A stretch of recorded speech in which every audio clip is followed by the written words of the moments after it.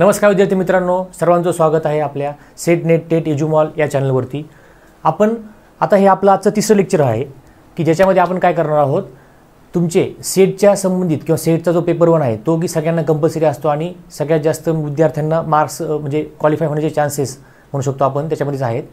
तर याच्यामध्ये काय होते की सेटचा 1चा जो पेपर आहे तो थोडा मुलांना हार्ड जातो, तर त्याची आपण जे सिरीज सुरू केलेली आहे ह्याच्यामध्ये आपण PYQ सिरीज केलेली आहेत, म्हणजे प्रिव्हियस इयरचे क्वेश्चन्स आहेत। त्याच्यानुसार काय होईल की आपल्याला नेमके प्रश्न कसे आहेत, क्वालिटी कशी आहे किंवा प्रश्नांची एक्झामची लेवल किती आहे, हार्ड आहे, काठिण्य पातळी कशी आपल्याला चेक करता येईल।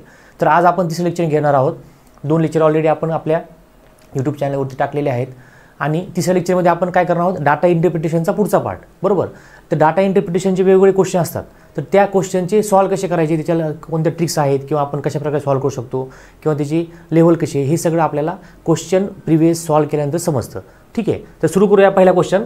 पहिल्या क्वेश्चनमध्ये काय दिलं बघा, आपल्याला एक काय दिलेलं आहे बघा, दोन्ही पण आपण प्रश्न घेतलेले आहेत, मराठीमध्ये पण आणि इंग्लिशमध्ये पण, ज्याला जसं कन्व्हिनियंट असेल त्यांनी तसं सॉल्व करा। बघा, the following is a diagram of a company ABC showing the quantity of a certain goods exported in lakh units and the revenue generated in crore. म्हणजे बघा, ही कंपनी बघा, इथं काय 2011, 12, 13, 14, 15 ह्यांचं उत्पन्न कसं झालेलं आहे, बरोबर।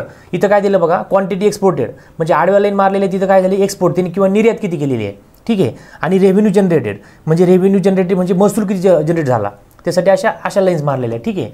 आणि इकडे काय दिलेलं बघा, ह्या लाईनला आपल्याला दिलेलं आहे, इथं इयर दिलेलं आहे आणि इथं काय दिलेलं आपल्याला, हे जे आहेत हे आपल्याला पैसे दिले आहेत रुपया करोडमध्ये, तर हे आपले 20 करोड, 50 करोड, 45 करोड, 30 करोड हे आपल्याला दिलेले आहेत, ठीक आहे। तर ह्यानुसार आपल्याला एक क्वेश्चन्स, 1 ते 2 क्वेश्चन्स प्रत्येक वेळेस असे किंवा 3 क्वेश्चन्स अशा आकृतीवरती असतात, तर त्यांना विचारायच्या तेवढे विचारतील। आता इथं काय दिलं बघा, 31 ते 32 म्हणजे काय 2 प्रश्न आपल्याला ह्याच्यावरती विचारलेले आहेत, ठीक आहे, 2 क्वेश्चन्स। तर काय दिलं बघा, हा परत मी क्वेश्चन इथे घेतलेला आहे, म्हणजे आपली जी बेसिक डायग्राम, आणि आता इकडे क्वेश्चन दिला आहे, काय दिलं बघा, in which year the revenue generated per unit exported is maximum. त्यांचं म्हणणं आहे की कोणत्या वर्षामध्ये रेव्हेन्यू जो जनरेट झालेला आहे, ठीक आहे, रेव्हेन्यू जनरेटेड म्हणजे महसूल निर्मिती झालेली आहे आणि निर्यात वस्तू संख्येच्या पर युनिट किती झालेली आहे। तर हे सोपं एकदम। तर काय करायचं बघा, 2011चं कसं करणार, 20/10, बरोबर। 20/10 काय आलं मित्रांनो, 2 आलं, तर इथं काय झालं बघा, 2 आलं। हे डिवाइड करायचं म्हणजे टोटल रेव्हेन्यू जनरेटेड किती आहे डिवाइडेड बाय क्वांटिटी एक्सपोर्टेड, हे प्रत्येकाचं असं करत गेले तुम्ही, तर जी संख्या जास्त मोठी येईल ते आपलं उत्तर असणार आहे। का बरं, त्यांनी विचारलेलं की मॅक्झिमम रेव्हेन्यू कुठे जनरेट झाला होता, ठीक आहे, पर युनिट एक्सपोर्टमध्ये पर युनिट मॅक्झिमम रेव्हेन्यू कुठे जनरेट झाला होता, मग असं डिवाइड करत चला।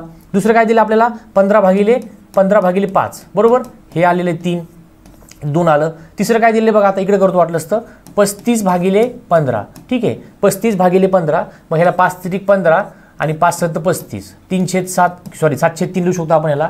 तर 7/3ला काय करणार आपण, 3 दुने 6, 7तून 6 गेले, खाली उरला 1, 10 झाले आणि 3 त्रिक 9, ठीक आहे, 3 त्रिक 9 बघा, वाटलंच इथं करून दाखवतो तुम्हाला, 7/3, ठीक आहे ना, 7/3 काय केलं मी बघा, 5 त्रिक 15, 5 7 35, 7/3, 3 दुने 6, 7मधून 6 गेला, खाली उरला 1, इथं पॉईंट झाला, इथं 10 आला, 3 त्रिक 9, 10तून 9 गेले, खाली उरला 1, परत 10 झाला, मग 2.33, त्याचं उत्तर आलं 2.3। कोणाचं, ह्याचं उत्तर आलं 2.3। सगळ्यांचे आन्सर असे लिहून घेऊया तेव्हा आपल्याला समजेल। आता ह्याचं उत्तर काय येणार बरं, 40/20 म्हणजे डायरेक्टली काय उत्तर येणार, 2 उत्तर येणार आहे। 40/20 00 कटलं 2, इथं काय येणार आहे 50/30, ठीक आहे, 50/30 किंवा त्याला आपण काय म्हणू शकतो, 50/30ला 00 कटलं 5/3, 3 1 3, परत बघा वाटलं असतं 5/3 इथं करून दाखवतो तुम्हाला, 3 1 3, खाली उरले 2 झाले, इथं झाला पॉईंट, इथं आले 20, 3 6 18, 3 6 18, परत 10तून 8 गेले 2, 20 झाले, 3 6 18, 1.66। मग मला सांगायचं सगळ्यात मोठं कोण आहे बरं, सगळ्यात मोठं आहे 2012ला बघा, 2 3 2.3 2 1.6, तर सगळ्यात मोठं काय मित्रांनो इथं, तर सगळ्यात मोठं इथं 3 आहे, बरोबर, 15/5। मग आपलं उत्तर आहे 2012ला सगळ्यात जास्त त्यांचा रेव्हेन्यू पर युनिट जनरेट झाला होता, जो की 2012 आपलं आन्सर आहे, ठीक आहे, 2012, ठीक आहे। नेक्स्ट क्वेश्चन दिला बघा, पुढचा बघा, ह्याच्याच बेसिसवरती क्वेश्चन्स। नेक्स्ट क्वेश्चन आहे आता, इथं काय दिलं बघा, प्रश्न क्रमांक 33 आणि 34, पुढचे 2 क्वेश्चन ह्याच्यावरती आहेत। काय दिलं बघा, 800 विद्यार्थ्यांपैकी 220 मराठीत नापास झाले, ठीक आहे, 1 मिनिट पुढचा क्वेश्चन बघून घेऊया आपण, हां ठीक आहे, डायरेक्टली क्वेश्चन आहे, 800 विद्यार्थ्यांपैकी 220 मराठीत नापास झाले, टोटल काय आहेत 800 विद्यार्थी आहेत त्या शाळेमध्ये, 200 आता ह्यांनी पास झालेले दिले नाही, नापास झालेले दिले. 220 मराठीत नापास झाले, 300 इंग्रजीत नापास झाले, 150 हिंदीत नापास झाले. ठीक आहे, सगळे नापासच दिले आपल्याला. 125 मराठी व इंग्रजीत नापास झाले, 70 मराठी व हिंदीत नापास झाले, 60 इंग्रजी व हिंदीत नापास झाले आणि 30 विद्यार्थी ही तिन्ही भाषेत नापास झालेत. बघा 30 सगळीकडे नापास झाले. मग आता आपल्याला हे वेन डायग्रामनी सॉल्व्ह करावं लागेल. काय करावं लागेल? वेन डायग्रामनी आपल्याला हा क्वेश्चन सॉल्व्ह करावा लागेल. आता बघा 3 विषय कोणते बरं? मराठी, इंग्रजी आणि हिंदी. ठीक आहे, मराठी, इंग्रजी आणि हिंदी, इंग्रजी आणि हिंदी. ठीक आहे, किंवा इंग्लिशमध्ये पण लिहा तुम्ही, मराठीत लिहा. ठीक आहे, आता काय दिलं? 220 मराठीत नापास झाले. आता सगळ्यात पहिले काय करायचं माहिती आहे का? ह्यांचा कॉमन रिजन बघा, इथं तिघांचा कॉमन रिजन कोण आहे? मग तीनही विषयात नापास झालेले किती आहेत? तर सगळ्यात पहिले इकडे या तुम्ही, हा सगळ्यात महत्त्वाचा आपल्याला आकडा आहे. तीनही विषयात नापास झालेले किती आहेत? 30. ठीक आहे, तीनही विषयात नापास झालेले 30 इथं मी लिहून काढले. नंतर त्यांनी काय सांगितलं आपल्याला बघा, नंतर सांगितलं त्यांनी आपल्याला की आता वरती या. सगळ्यात पहिले 220 मराठीत नापास झाले. किती नापास झाले मराठीमध्ये? 220 इथं लिहितो वरती. ठीक आहे, इंग्रजीमध्ये किती झाले नापास? इंग्रजीमध्ये नापास झाले 300 झाले नापास इंग्रजीमध्ये. ठीक आहे, नंतर 150 हिंदीत नापास झाले, 150 हिंदीत नापास झाले. ठीक आहे, एवढं आपण लिहून काढलं. आता त्यांनी काय झालं बघा, 125 मराठी व इंग्रजी 125 मराठी व इंग्रजीमध्ये नापास झाले. 125 किंवा 125 मराठी व इंग्रजीमध्ये नापास झाले. 125 मराठी व इंग्रजीमध्ये नापास झाले. मग मला सांगा, 125 मराठी व इंग्रजीमध्ये नापास झालेले आहेत. मराठी व इंग्रजीमध्ये बघा, मराठी आणि इंग्रजीमध्ये 125 नापास झाले, बरोबर. आता त्याच्यामधले 30 सगळीकडे नापास झालेले आहेत. मग आपल्याला काय करावं लागणार रे? हे जे मराठी आणि इंग्रजीमध्ये किती 125 आहे ना, ह्या 125 मधून 30 वजा केले तर हा रिजन येणार आहे मराठी आणि इंग्रजीचा. बघा 125 मधून 30 वजा करतो मी, खाली काय उरले 5, 12तून 3 गेले 9, 0. इथं पाहिजे 95, इथं पाहिजे 95. ठीक आहे, का बरं? त्यांनी काय सांगितलं आपल्याला? मराठी आणि इंग्रजीमध्ये 125 नापास झाले, बरोबर आहे. पण मग इथं 125 लिहिलं मी, तर 125 अधिक 30 जर केलं तर जास्त होतो आकडा. ह्या दोघांची बेरीज मिळून 125 पाहिजे, जे विद्यार्थी मराठी आणि इंग्रजीमध्ये नापास झाले. समजते का? 30 विद्यार्थी कॉमन नापास झालेले आहेत. मग सगळ्यात पहिले 30 लिहिलं. 125 मराठी आणि इंग्रजीमध्ये नापास झालेत, बरोबर. मग 125 मधून 30 काढले, राहिले 95. मग ह्या दोघांची बेरीज आता 125 येते. अशा पद्धतीने आपल्याला करायचं आहे. नंतर दुसरं बघा, आता कुठं 70 मराठी व हिंदीत नापास झाले. बघा 70 मराठी आणि हिंदी कुठे? इथं दोघांचं कॉमन रिजन आहे 70. त्यातले 30 ऑलरेडी इकडे आहेत ना, मग 70 मधून 30 करा, उरले 40, किंवा ह्या दोघांची बेरीज आली पाहिजे 70. ठीक आहे, नंतर इंग्रजी व हिंदीमध्ये 60 झाले. इंग्रजी व हिंदीमध्ये 60 झाले, ऑलरेडी 30 इकडे लिहिलेत, मग इकडे उरलेले 30 झाले, बरोबर. म्हणजे अशा पद्धतीने आपल्याला डायग्राम काढावं लागेल. आता मेन डायग्राम आपल्या आता अजून तयार व्हायची बरं का. काय दिलं बघा, आता मराठीमध्ये किती आहे? 220. म्हणजे ह्या पूर्ण रिजनमध्ये किती पाहिजे मित्रांनो? पूर्ण रिजनमध्ये 220 पाहिजे, बरोबर. त्याच्यामधले बघा 95, 30 आणि 40 ऑलरेडी आपल्याकडे आलेले आहेत. बघा 40 आणि 30 70, 70 आणि 90, 70 आणि 90 160, 165. 220 मधून 165 वजा करा. का बरं वजा करतोय मी? फक्त मराठीत नापास झालेले निघतील. मग काय निघतील? फक्त मराठीत नापास झालेले निघतील, त्याच्याशिवाय निघणार नाही. बघा आता पेन चेंज करतो, थोडं तुम्हाला समजून येईल की नेमकं काय म्हणायचं आहे मला. ठीक आहे, बघा 225 मायनस 165, 10तून 5 गेले 5, 12तून 7 गेले 5, 0. म्हणजे इथं झाले 55, इथं झाले 55. म्हणजे बघा हा रिजन पूर्ण कोणाचा आहे? मराठीचा. दिसतंय का? हा रिजन मराठीचा आहे. तर पूर्ण मराठीमध्ये किती नापास आहेत? 220. त्याच्यापैकी बघा मराठी इंग्रजीमध्ये 95 आहेत, तिघामध्ये 30 आहेत आणि मराठी हिंदीमध्ये 40. म्हणजे या सगळ्यांची बेरीज आपली किती आली पाहिजे? 220 आली पाहिजे. मग ऑलरेडी आपल्याकडे 95 आहेत, 30 आहेत आणि 40 आहेत. त्यांची बेरीज होते 40 आणि 30 70, 70 आणि 90 160 आणि 5 वरचे 165. म्हणजे 220 मधून 165 गेले, 10तून 5 गेले 5, 12तून 7 गेले 5. तर 55 असे विद्यार्थी आहेत की ते फक्त मराठीत नापास झालेले आहेत, फक्त मराठीमध्ये नापास झालेले. आता इकडे काय दिलं बघा, आपल्या पुढे दिलेलं इकडं. आता इंग्रजीचं बघूया. इंग्रजीमध्ये बघा 95, 30, 30 म्हणजे 30 आणि 30 60, 60 आणि 90, 60 आणि 90 150 आणि वरचे 5 155. 300 मधून 155 वजा करा. 10तून 5 गेले 5, 10तून 6 गेले 4, 3तून 2 गेले 145 राहिले. किती राहिले मित्रांनो? 145 राहिले. बघा समजते? फक्त इंग्रजीमधले 145. मी पे मुद्दाम चेंज केलाय. आता इकडे बघा हिंदी राहिलं. मग हिंदीमध्ये बघा 30 आणि 30 60, 60 आणि 40 100, बरोबर ना. 100 वजा करा, राहिले 50. म्हणजे फक्त हिंदीमध्ये किती बरं मित्रांनो? फक्त हिंदीमध्ये 50. आता ही अशी डायग्राम तयार झाली. फक्त हिंदीमध्ये विचारले तर हिंदीचं रिजन कोणता? एवढा एकट्याचा 50 आहे. फक्त मराठी विचारलं फक्त 55 आहेत. किंवा आपल्याला काय विचारलं, मराठी आणि इंग्रजी विचारलं तर 95 आहेत, बरोबर. मराठी, इंग्रजी आणि हिंदी विचारलं 30 आहेत, असं आपल्याला सांगता आलं पाहिजे. त्यानुसार आता बघूया क्वेश्चन काय पुढचे. ठीक आहे, बघा. फक्त एका भाषेत नापासांची संख्या किती. बघा, एकाच भाषेत नापास झालेल्या किंवा how many failed in only one language. Only one लँग्वेजमध्ये किती विद्यार्थी नापास झाले. मग एकाच लँग्वेजमध्ये, मग फक्त मराठीमध्ये किती बरं, 55, फक्त हिंदीमध्ये 50 आणि फक्त इंग्लिशमध्ये 145. फक्त एकाच लँग्वेजमध्ये म्हणजे फक्त मराठीत नापास झालेले 55, फक्त इंग्लिशमध्ये नापास झालेले 145, फक्त हिंदीत नापास झालेले 50. मग या तिघांची आपल्याला काय करायची, फक्तवाल्यांची बेरीज करायची. 55, 145 आणि 50. बघा, 55, 145 आणि 50. ठीक आहे, करा बेरीज. 5 आणि 5 10, 0 हातचा आला 1, 5 आणि 4 9, 9 आणि 1 10, 10 आणि 5 15, हातचा आला 1, बरोबर. हातचा आला 1 2, 250. फक्त एका भाषेत नापास किती झाले बरं, 250 विद्यार्थी असे आहेत की ते फक्त एकाच भाषेत नापास झालेले आहेत. कसं केलं मी बघा, परत दाखवतो. 55, 145, 50. बघा, 55, 145 आणि 5 150 झाले, 200, 200 आणि 50 250. ऑटोमॅटिकली उत्तर आलं. समजतंय, फक्त एका भाषेत नापास झालेले. मग अशा पद्धतीने आपल्याला उत्तर काढता येतं. जर त्यांनी विचारलं, बघा परत सांगतो, जर त्यांनी आपल्याला विचारलं असतं की समजा फक्त दोन विषयात नापास झालेले, मग आपण काय केलं असतं बघा, फक्त 2 विषय म्हणलं का 95 घेतलं असतं. 2 विषयामध्ये बघा 95 रिजन आहे, 2 विषयामध्ये 30 आहेत, बरोबर, आणि 2 विषयामध्ये 40 आहेत. मग ह्याची जर बेरीज केली असती, बघा 5 9 3 12 आणि 4 16, 165 विद्यार्थी असे आहेत की फक्त ते 2च विषयात नापास झालेले आहेत.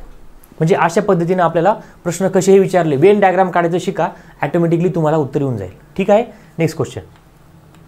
हां, परत आपल्याला डायग्राम दिलेली बघा. ठीक आहे, the following is the information given of the area of the state and population. काही स्टेटचा एरिया दिला आपल्याला, त्यांचे नावं ABCD दिले, A state, B state, C state, D state, म्हणजे असं महाराष्ट्र, गुजरात वगैरे असं नाव दिलेलं नाही आहे. स्टेटचे नावं ABCDच्या फॉर्ममध्ये दिलेत, बरोबर. ठीक आहे, मग पॉप्युलेशन इन लाख, बघा ही लाख, 16 लाख, 10 लाख, 4 लाख आणि 8 लाख अशा पद्धतीने आपल्याला पॉप्युलेशन दिलेलं आहे. ठीक आहे, मग आपल्याला काय विचारलंय, पुढचे प्रश्न बघा काय दिले बघा. Which is the most thickly populated state, किंवा कोणतं सगळ्यात जास्त पॉप्युलेशन असलेलं स्टेट आहे. तुम्ही म्हणताल सर हे 16 वाले दिसते, सगळ्यात जास्त 16 लाख लोक आहेत. तसं नाही, ह्यांचं म्हणणं काय बघा, इथं आपल्याला डेन्सिटी काढायची, घनता काढायची, की थिकली पॉप्युलेटेड म्हणजे काय, की जास्त कमी जागेमध्ये जास्त लोक राहत आहेत. मग आपल्याला काय करावं लागेल, पॉप्युलेशन भागिले एरिया. काय करावं लागेल, पॉप्युलेशन भागिले एरिया आपल्याला करावं लागेल. मग पॉप्युलेशन किती बरं, लाखमध्ये 16 लाख, म्हणजे मी ए साठी करतोय आता. बघा ए साठी करतो मी अगोदर. बघा 16 लाख, मग कसं लिहिणार, 16 लाख बघा आहे, 16 लाख, 1 शतक, 1000, 10,000 लाख, बघा 16 लाख आहे, 16 लाख. आणि पॉप्युलेशन एरिया किती बरं, 80,000. एरिया किती आहे, 80,000, बरोबर. हे ज्याचं जास्त मॅक्झिमम येईल तर तो आपण काय म्हणू शकतो की तिथं जास्त लोक राहतात, बरोबर. पॉप्युलेशन डेन्सिटी काढायची डायरेक्टली. 0 0 कट झाले, 0 0 कट झाले, 0 0 कट झाले. 160 भागिले 8 म्हणजे काय होईल रे, 8 2 16 आणि 0 20. ह्याचं उत्तर आलं 20. ए साठी किती आलं, 20. सेम तसंच काढूया बी साठी. बी साठी काय होणार, 10 लाख, 10 लाख, बरोबर. 10 लाख लिहिलंय आणि 50,000 लिहायचे, खाली लिहायचे 50,000. ठीक आहे, 50,000. ठीक आहे, 0 0 कट झाला, 0 0 कट, 0 0 कट आणि 0 0 कट. 100 भागिले 5 म्हणजे परत ह्याचं पण काय आलं, 20 आलं. ह्याचं पण काय आलं मित्रांनो, 20च आलेलं आहे उत्तर. दोघांचं उत्तर सेम आलं. आता बघूया पुढचं काय ते. तिसरं काय आहे, 4 लाख भागिले 10,000. 4 लाख भागिले 10,000 जो की एरिया आहे, 10,000 जो की आपला एरिया आहे. ठीक आहे, जो की आपला एरिया आहे. हां, इथं काय आहे, 10,000. हां बरोबर, इथं 50,000 आहे. ठीक आहे, इथं 80,000 होता, बरोबर आहे. ठीक आहे, 0 0 0 0 0 0 0 आणि हा 0 कट झाला.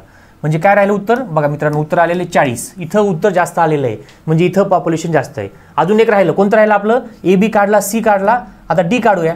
डी साठी किती बरं, 8. मग 8 lakh divided by 5,000 divided by 5,000. 1 2 3 1 2 3, बरोबर. 800 भागिले 5, मग 5 1 जा किंवा 5 1 5, 8 5 गेले, खालीवर 3, 5 6 30, बरोबर.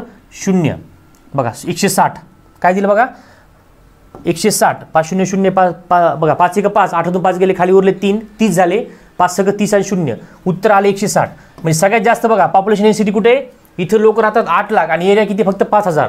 म्हणजे सगळ्यात जास्त पॉप्युलेशन डेन्सिटी कुठे थिकली पॉप्युलेटेड कोण आहे तर सगळ्यात जास्त थिकली पॉप्युलेटेड किंवा सगळ्यात जास्त राहणारे लोक कुठे आहेत तर डी या स्टेटमध्ये आहेत किंवा डी राज्यामध्ये आहेत.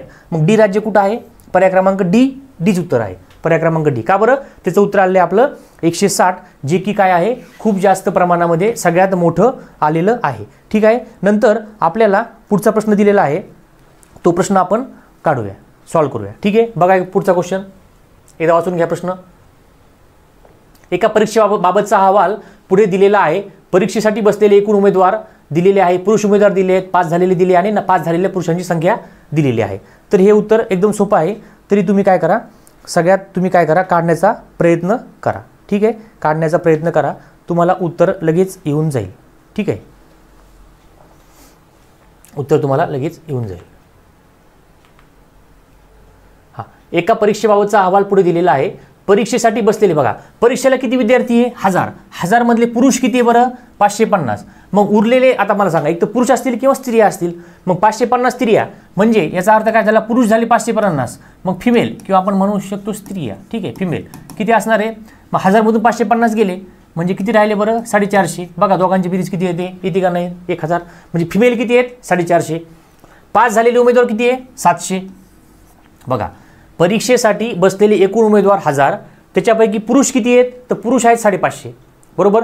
पुरुष 550 आणि महिला 450 आपल्याला समजलं ह्याच्यावरून. 5 झालेले उमेदवार किती आहे 700. 5 झालेले उमेदवार किती आहे 700.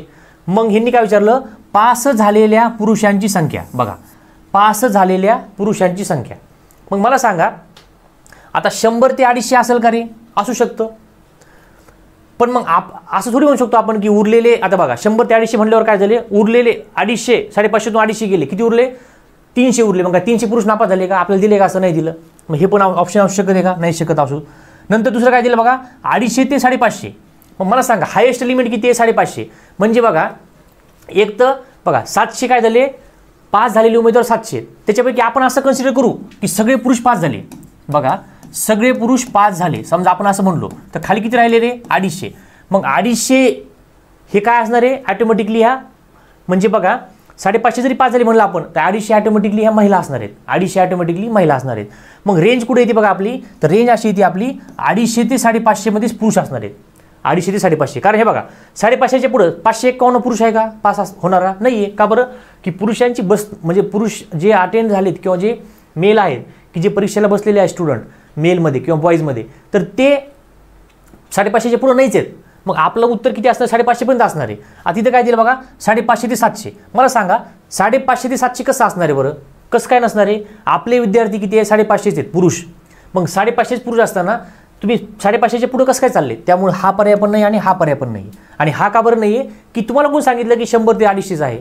आपण मॅक्झिमम घेऊ शकतो ना. मॅक्झिमम किती असू शकतं चान्सेस 750 पास झाले चान्सेस असू शकतात का नाही असू शकतात. मग उरलेले कोण आहेत ह्या आहेत 250 पास झालेल्या ह्या कोण आहेत पास झालेल्या स्त्रिया. ह्या आहेत पास झालेल्या टोटल स्त्रिया. पास झालेल्या टोटल स्त्रिया बरोबर का नाही. जर आपण कन्सिडर केलं की समजा 550 सगळेच पास झाले आपले बसलेले त्यामुळं हा पर्याय पण येत नाही आणि मग पर्याय क्रमांक बी आपलं उत्तर आहे 250 ते 550. ठीक आहे. एकदम सोपा क्वेश्चन होता. ठीक आहे. नेक्स्ट क्वेश्चन काय दिलं बघा question number of employees total number of the male and female employees दिले तिथं. Ratio of the number of males to that of the female employee. बघा म्हणजे हा रेशो कोणता दिला आहे आपल्याला मेल टू फिमेलचा रेशो दिलेला आहे. म्हणजे समजा 13 मेल असतील तर 7 महिला असतील 8 मेल असतील तर 7 महिला असतील 5 मेल असतील म्हणजे अर्ध्याला अर्ध सेम असेल हा रेशो दिलेला आहे. आणि हा काय percentage of post graduate among total employee. सगळे एम्प्लॉई एवढे आहेत त्याच्यामधले 60% पोस्ट ग्रॅज्युएशन झालेले 50% पोस्ट ग्रॅज्युएशन झालेले असं दिलेलं आहे आपल्याला. ठीक आहे. आता हे काय ABCD काय दिलेले आपल्याला आहे वेगवेगळे स्टेट दिले BCD वेगवेगळे स्टेट दिले. तर असा पद्धतीनं प्रश्न आहे त्याच्यावरती बेस आपल्याला काय पुढचा क्वेश्चन आहे. काय दिलं बघा find the number of the male employee in the state D. त्यांचं काय म्हणणं आहे number of male employee state D मध्ये नंबर ऑफ मेल बघा काय विचारलं D स्टेटमधले फक्त पुरुष एम्प्लॉई किती आहेत. मग मला सांगा D स्टेटमध्ये बाकी सगळे विसरून जा फोकस कुठं करायचं आपल्याला बघा फोकस आपल्याला फक्त इथंच करायचा आहे एवढ्या पट्ट्यामध्ये. तर सांगतो का बरं बघा find the number of the male employee in state D. Male employee D स्टेटमध्ये किती आहेत कसं काढणार मला सांगा. डी स्टेटमध्ये आपण गेलो, आता मेल एम्प्लॉय बघा, हा रेशो काय आहे, मेल टू फिमेल, हा रेशो आहे मेल टू फिमेल. म्हणजे इथं काय बघा, डीमध्ये 14:6 किंवा 14:6 हे आहेत मेल, हे आहेत फिमेल. समजा आपण 14 मेल असतील तर त्याच्या मागे 6 फिमेल असतील, हा रेशो आहे. टोटल ह्यांनी काय विचारलं, नंबर ऑफ मेल एम्प्लॉई. आता हे काय, total number of male and female employee किती आहे, सगळे मिळून 40,000 आहेत, बरोबर आहे. आता कसं काढायचं, पहिले काय करायचं माहिती आहे का, ह्या दोघांची बेरीज करायची, ह्या दोघांची काय करायची, बेरीज करायची. उत्तर काय आलं रे, 20 उत्तर आलं. काय करायची बेरीज सांगतो तुम्हाला, उत्तर काय आलं, 20 आलं. त्या 20नं काय करायचं, टोटल एम्प्लॉय किती आहेत रे, 40,000. तर 40,000ला ह्या 20नं काय करायचं, भागायचं. ह्या 20नं काय करायचं, भागायचं. 0 कटलं, बरोबर. आणि बेदुने 4 आणि 1 2 3 उत्तर आलं 2000. आता उत्तर 2000 आलं. मग उत्तर 2000 आलं तर मग आता मला काय माहिती आहे का, ह्या 2000 मध्ये आपल्याला काय विचारलं, मेल एम्प्लॉय, मेल किती आहे तरी 14. म्हणजे आपली एक्सची किंमत म्हणू शकतो आपण, ही आली 14. म्हणजे बघा कसं करायचं, ह्याला 14x लिहायचं, ह्याला 6x लिहायचं, दोघांचं बेरीज केली 20x आलं. 20x = 20x = 40,000 केलं, एक्सची किंमत आपली एवढी आली, ठीक आहे.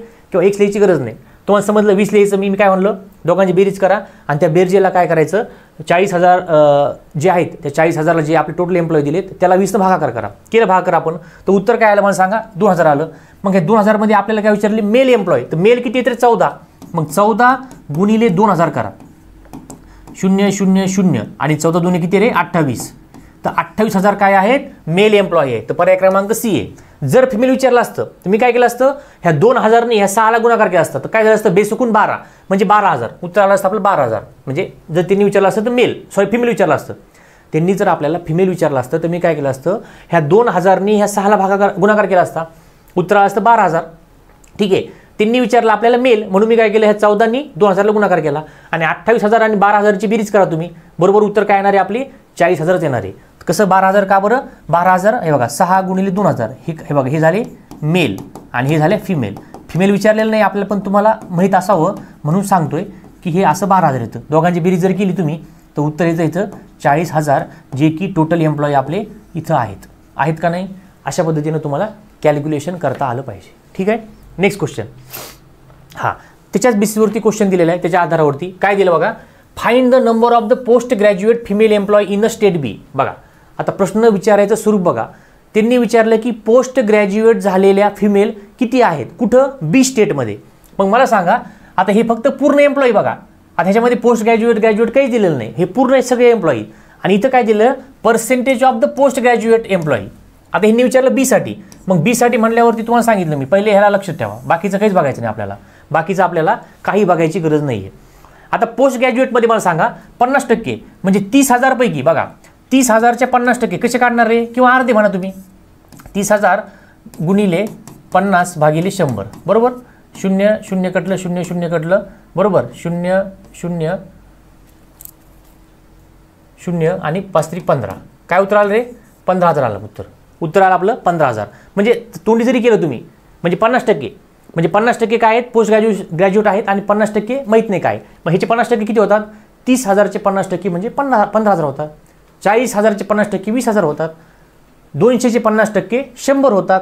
150चे 50% 75 होतात. समजतं असं. मग 30,000चे 50% किती झाले, 30,000चे 50% 15,000 झाले. मग एवढे काय आहेत, एवढे आहेत पोस्ट ग्रॅज्युएट एम्प्लॉई. हे आहेत आपले post graduate employee. Post graduate employee. आता तुम्ही म्हणता हे कशामुळे काढलं, प्रश्न काय विचारला, find the number of post graduate. त्यांनी जर म्हणले असते पहिल्या मागच्या प्रश्नामध्ये त्यांनी काय विचारलं होतं आपल्याला की टोटल एम्प्लॉई किती आहेत, मेल बी मधले किंवा डी मधले असं विचारलं, त्याच्यामुळे आपण इकडे फोकस केला. आता पुढे काय विचारलं की पोस्ट ग्रॅज्युएट एम्प्लॉई किती आहेत. मग मला सांगा पोस्ट ग्रॅज्युएट एम्प्लॉई किती आहेत रे. मग 15,000 हे पोस्ट ग्रॅज्युएट सापडले आपल्याला. बरं ठीक आहे. मग आता पुढं ह्याच्यामध्ये काय विचारलं आपल्याला, फिमेल एम्प्लॉई किती आहेत, फिमेल एम्प्लॉई विचारले. मग मला सांगा फिमेल एम्प्लॉयसाठी परत हा रेशो काय आहे, 8:7. 8:7 काय आहे, हा रेशो आहे मेल टू फिमेल, बरोबर. मेल टू फिमेल रेशो आहे. म्हणजे दोघांची बेरीज करायची, परत तुम्हाला सांगितलं मागासारखं, उत्तर आलं 15. 15,000 जे की आपलं टोटल एम्प्लॉय आहेत आपल्याकडे, टोटल म्हणजे पोस्ट ग्रॅज्युएट पैकी आपल्याला काढायचे, म्हणून टोटल हे सध्याचं टोटल आपलं हे आहे. भागिले 15 केलं, 15 1 15 आणि 3 0, उत्तर आलं 1,000. उत्तर काय आलं 1,000. त्याच्यामधलं त्यांनी काय विचारलं आपल्याला, फिमेल एम्प्लॉय विचारले. मग काय करणार मी, फिमेल एम्प्लॉयसाठी मला काय करावं लागेल, 1,000 गुणिले 7 करावं लागेल. उत्तर आलं आपलं 7,000 ह्या पोस्ट ग्रॅज्युएट झालेल्या बी स्टेटमधल्या फिमेल एम्प्लॉई आहेत? उत्तर आहे का 7,000? आहे, पर्याय क्रमांक डी मध्ये. बघा, आणि जर त्यांनी विचारलं असते की मेल एम्प्लॉई कुठले, आपल्या पोस्ट ग्रॅज्युएट झालेले मेल एम्प्लॉई, तर मी काय केलं असतं, 8ला गुणाकार केला असता. जिथं जसं 7 ठेवले ना इथं फिमेलसाठी, इथं 8 ठेवले असते. का बरं? हा मेल आहे आणि खाली फिमेल आहे, हा रेशो आहे त्यांचा. मग 8 गुणिले 1000 केला असतं, उत्तर आलं असतं 8000. म्हणजे मेल एम्प्लॉई आपले 8000 आले असते, फिमेल एम्प्लॉई 7000 आले आहेत, जे की पोस्ट ग्रॅज्युएट झालेले आहेत. समजते का? तर अशा पद्धतीने आपण प्रश्न सॉल्व्ह केला आहे. Next question. हां, हे आता आपल्याला काय दिले? पाय चार्ट म्हणू शकतो आपण. पाय चार्टवरती पण तुम्हाला काय असतात? क्वेश्चन्स असतात. ठीक आहे. आता काय दिलं आपल्याला? क्वेश्चन नंबर 34 आणि 34. ठीक आहे, हे काय दिलं नाही, हेच म्हणजे एवढं काही विशेष नाही. हां, इथे काय दिलं बघा, प्रिंटिंग कॉस्ट. ए म्हणजे काय? प्रिंटिंग कॉस्ट आहे.